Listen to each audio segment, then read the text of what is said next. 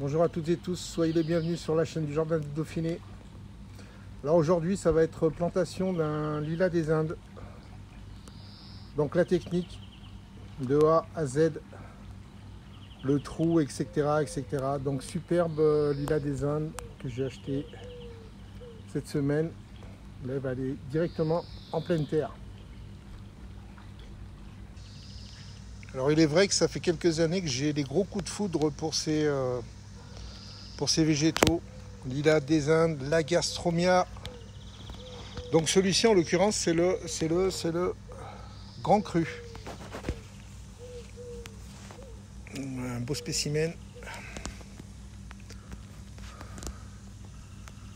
J'ai un beau gabarit au niveau des troncs.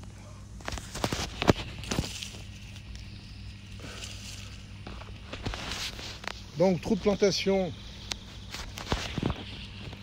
qui se trouve ici, il fait 60 cm de profondeur sur à peu près 1 mètre de diamètre. La profondeur, faut pas hésiter. Donc voilà tout ce que j'ai retiré. Des gravats, mélange de terre, de cailloux, de gravier. J'ai mouillé le dessous pour que je puisse un peu plus facilement planter la bêche, la triandine. Donc c'est pour ça que la terre est un peu brune. Et voilà ce que j'ai retiré, des parpaings qui sont énormes. Ah, tac, tac, tac. Voilà, bon. Donc là, petit lit douillet. Là au fond, je vais mettre mélange de terreau et de universel basique. Hein. Et puis tout ce qui est gravat, là, gravat, ouais, pour le drainage, toujours pareil. Hein. Donc là, c'est un mélange de pierre, de terre, etc. Et puis plus on va monter, plus ça sera de meilleure qualité. Plus on va reboucher le trou. Sur le fond, je vais mettre ça. Allez, c'est parti. Sur à peu près une dizaine de centimètres, j'ai mis un mélange de terre et de cailloux. Essentiellement des cailloux.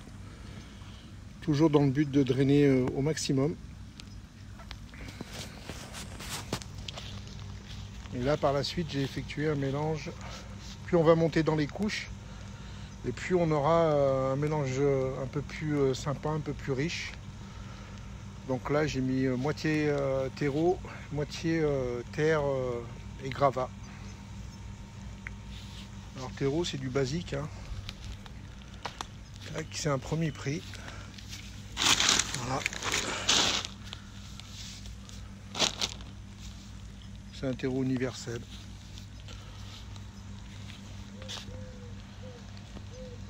Alors on n'hésite pas également d'enrichir un petit peu le fond du trou. Donc là en l'occurrence c'est de la corne torréfiée. Donc on n'hésite pas, là je mets une poignée, je vais mettre à peu près une poignée par brouette. Au fond du trou. Le job est bientôt terminé. Au fur et à mesure qu'on monte jusqu'au arriver à son niveau final, on met un mélange de plus en plus fin. Donc là, il n'y a pratiquement plus de cailloux. Il y a uniquement de la terre et du terreau à 50%, 50-50. Donc là, maintenant, on va procéder au positionnement du lilas. On va le mettre bien d'aplomb, bien centré.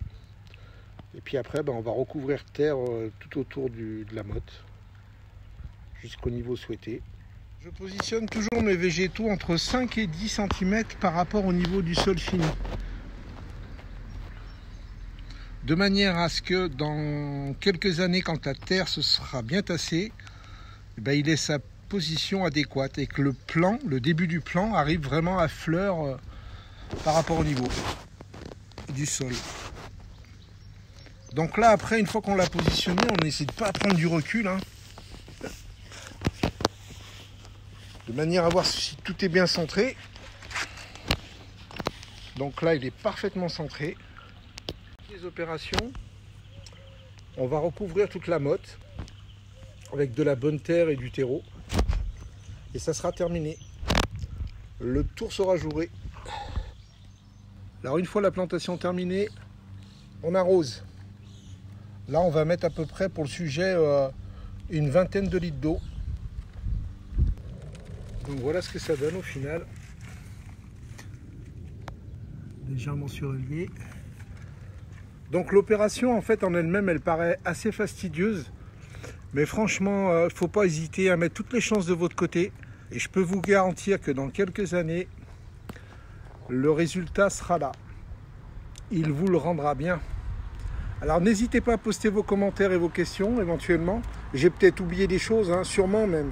J'y répondrai avec grand plaisir et je vous dis à très bientôt sur la chaîne du Jardin du Dauphiné pour de nouvelles vidéos. Bye bye.